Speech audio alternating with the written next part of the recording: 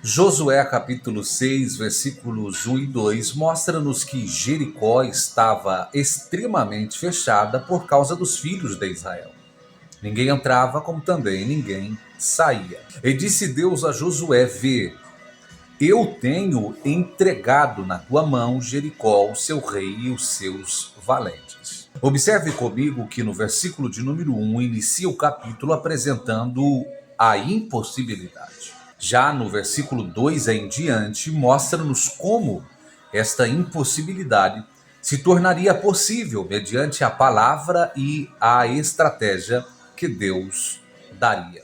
A expressão do versículo de número 1, extremamente fechada, ganha mais corpo e ganha mais compreensão quando nós pontuamos que esta cidade, que tinha 32 quilômetros quadrados por extensão e era envolta de duas grandes muralhas medindo de aproximadamente 9 a 12 metros de altura, e a primeira muralha, a externa, media 1,80 m de espessura, espaçada por 4 metros.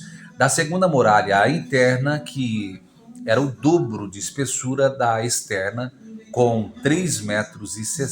Diante desta realidade, logicamente, era impossível para aqueles homens de adentrar e vencer aquela grande cidade.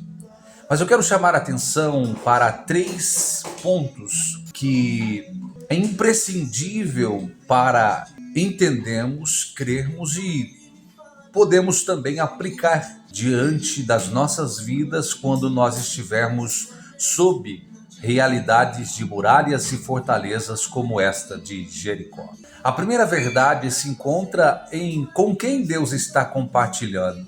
Com Josué, que é, juntamente com Caleb, os únicos dois que, diante dos relatórios prestados depois de terem espiado a terra, trouxeram perspectivas positivas, diferentemente dos 10 que trouxeram relatórios negativos, causando medo, causando confusão e incredulidade no meio do povo de Israel.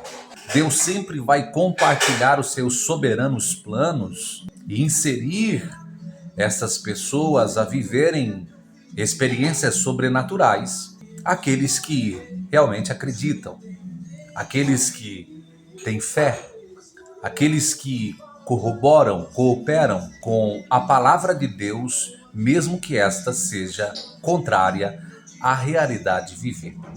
Segundo, é como Deus fala com Josué. Vê, lógico que o que mais viam naqueles dias era aquela grande fortaleza diante dos seus olhos. Porém, quando Deus fala ver, Deus está chamando Josué, como também todo Israel, a não enxergarem na perspectiva e na realidade deles. Não enxergarem aquela fortaleza, aquelas muralhas diante da sua ótica. Mas ver é a expressão que Deus chama aqueles para enxergarem na ótica divina, para enxergarem aquela impossibilidade na perspectiva dos céus, entendendo que para Deus nada é impossível.